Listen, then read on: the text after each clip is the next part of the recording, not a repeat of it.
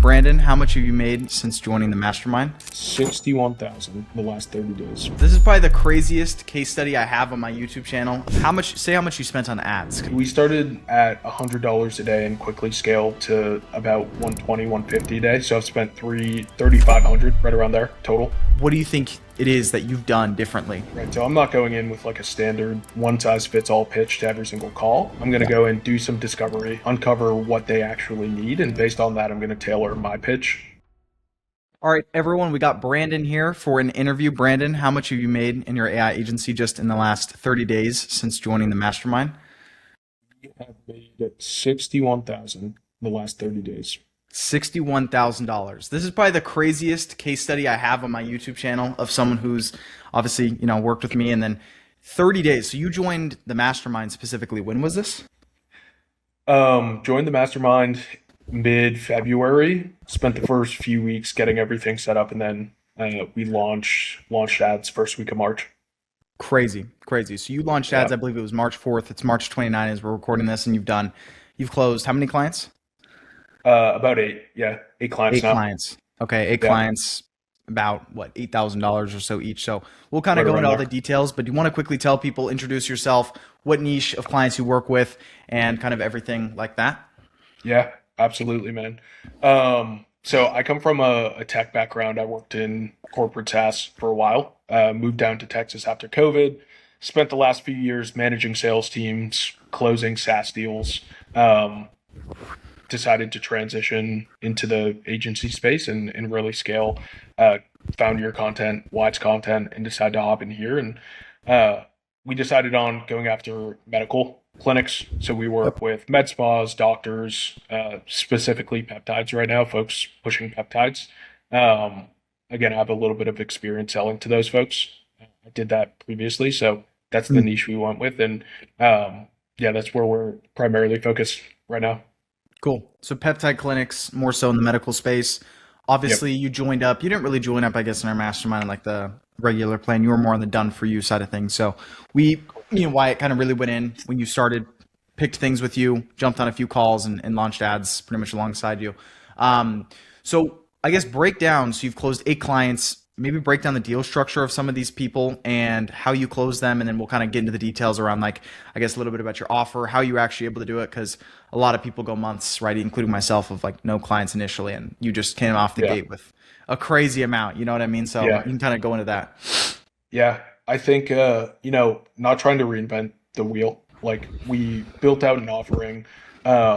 Essentially, we're doing all the advertising, marketing, and then going and building the AI agent or the AI caller for the customer. We're pitching that at 11,000 to build out the full system for them. We're providing a few different options in terms of paying 5K up front for us to go build the system, and then a monthly payment plan if that's an option for the customer.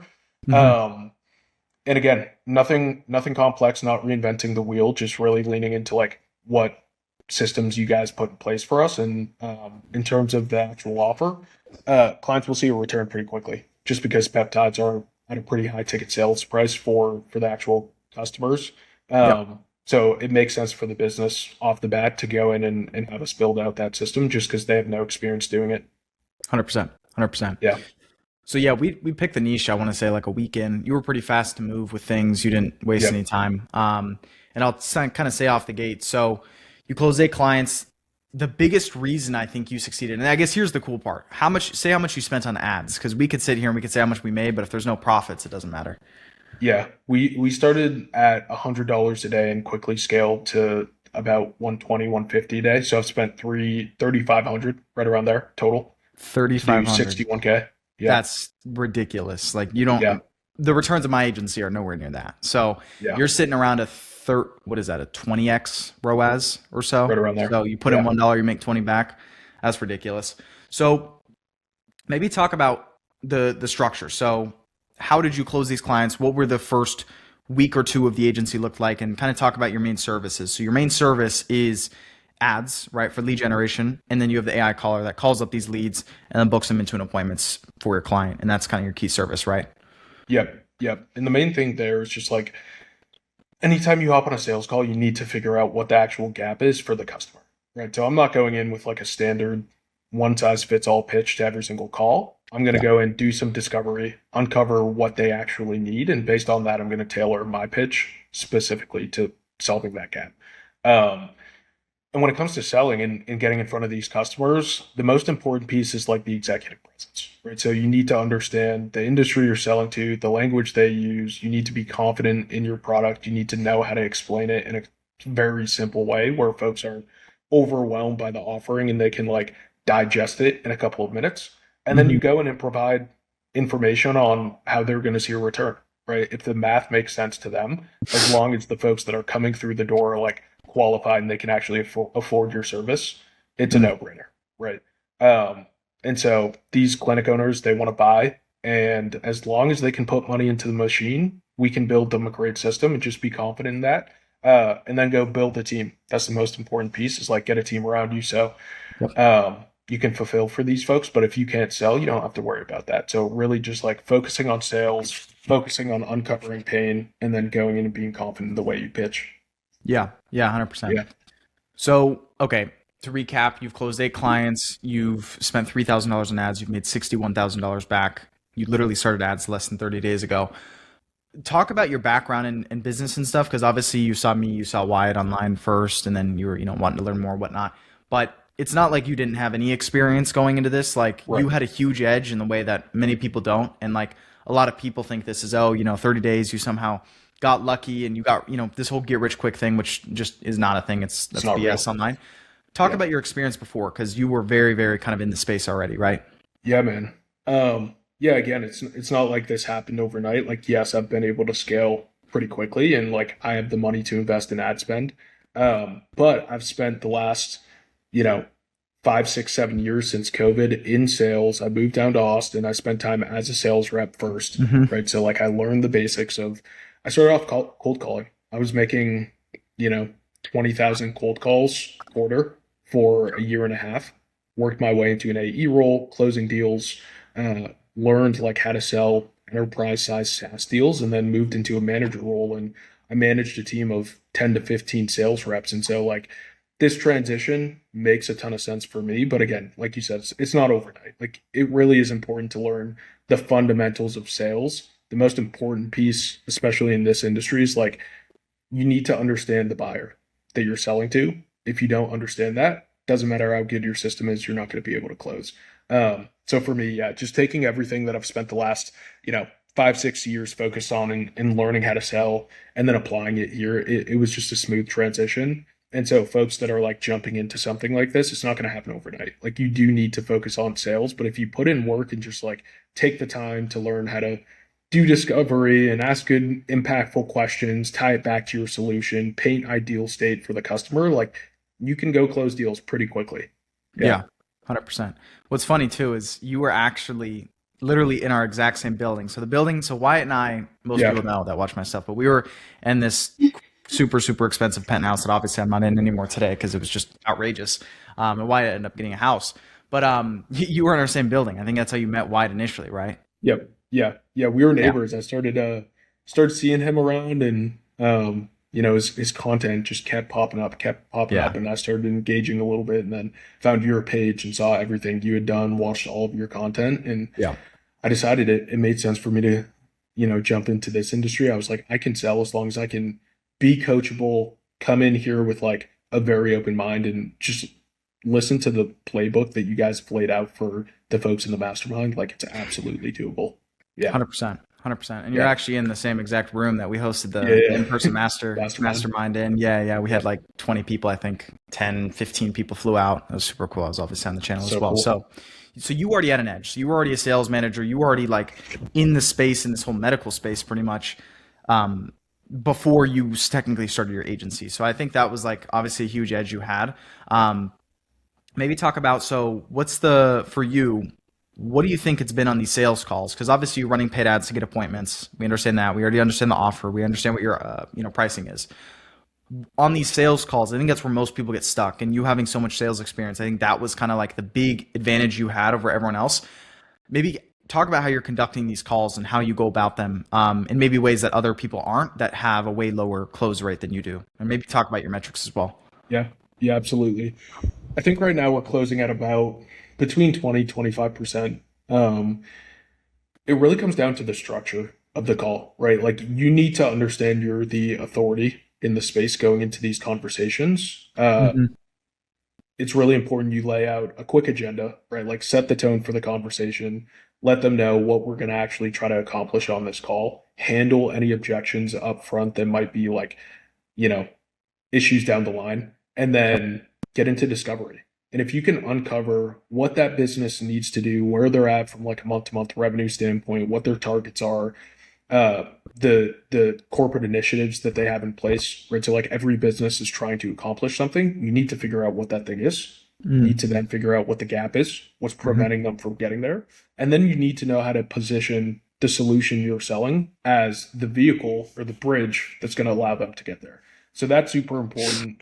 Um, Confused buyers don't buy, right? So a lot of folks are going to focus on fulfillment in their offering and making it sound very sexy and complex. And uh, a lot of the folks you're going to be selling to, depending on the niche you're in, don't have a ton of experience with AI. They don't have a ton of experience with marketing. They don't have a ton of experience with the internet, right? So Yep. it's like you need to make the offer sound simple enough where they can digest it.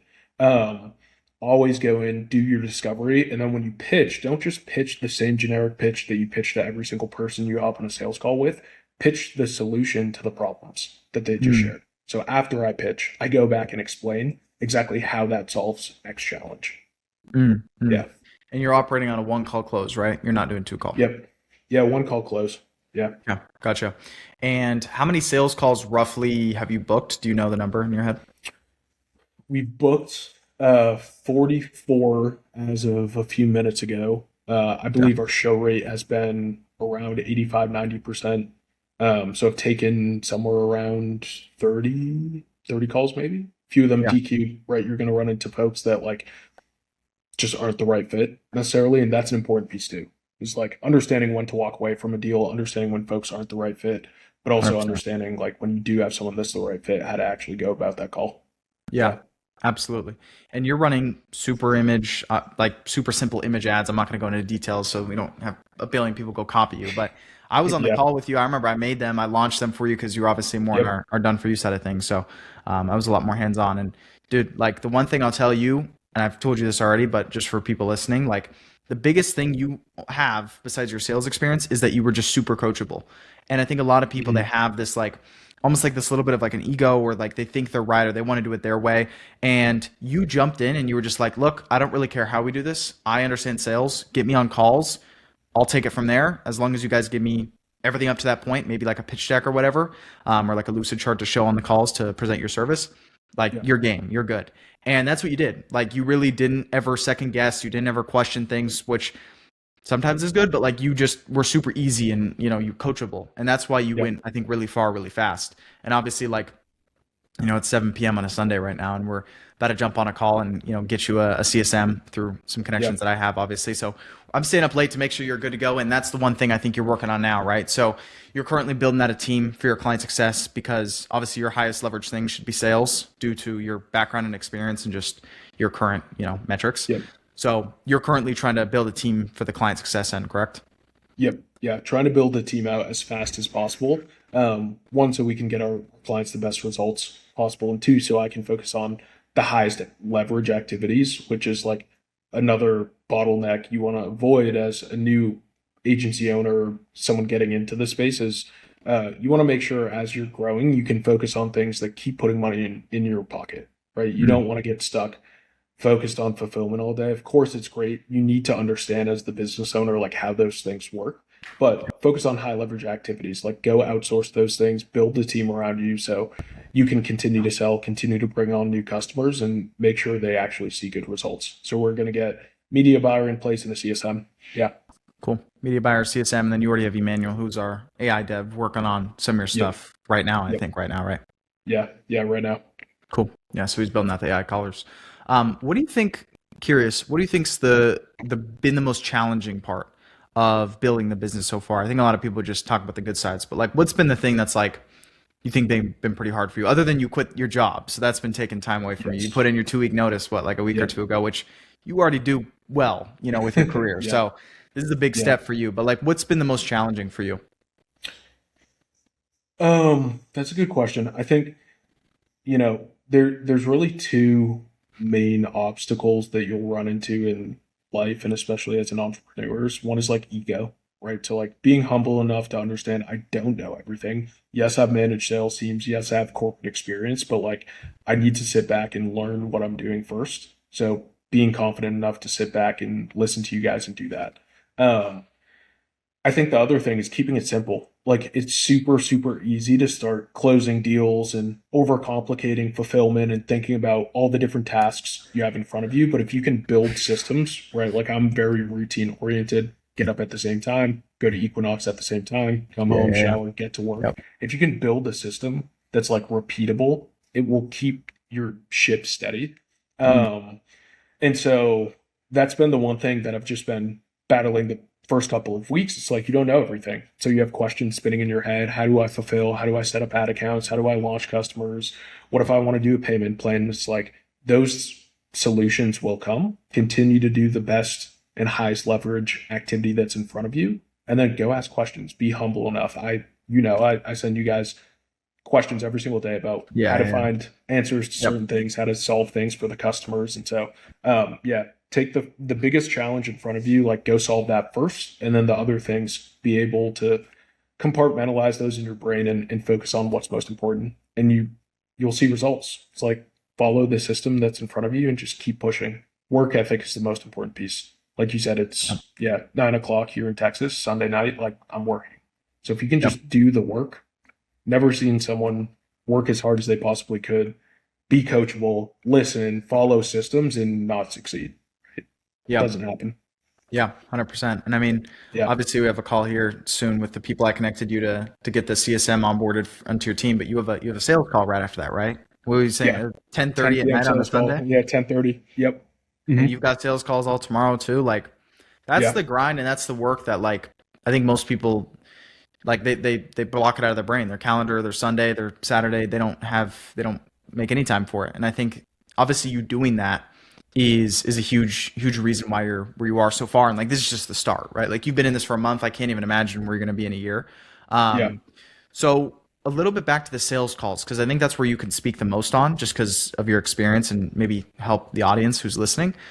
Sure. What do you think people do on their sales calls, maybe as an agency, based on what you know, that you think they're going wrong? Like if you've had 44 calls scheduled, your show rate's extremely high, number one.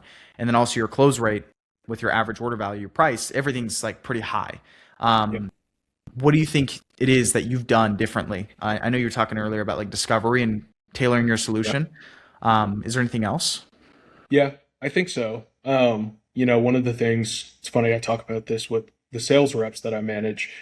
If you are me centric, folks are going to check out and they don't care. If I get on and I start talking about how long I've been in business and how many customers we have, and of course, it's important to build a little bit of like rapport and credibility around your business. But if I just spend 30 minutes explaining and pitching every single thing we do and why it's so great and what they're going to see from a return standpoint, like folks don't listen to that. You need to paint the picture. You need to go in there understanding their business, asking questions to figure out what they actually care about. And that's where the conversation should guide you, right? It's like if I hop on a sales call right now, I'm not going to go in with a complete understanding of what I'm going to say. I'm going to do some discovery first. Yeah, disco is important.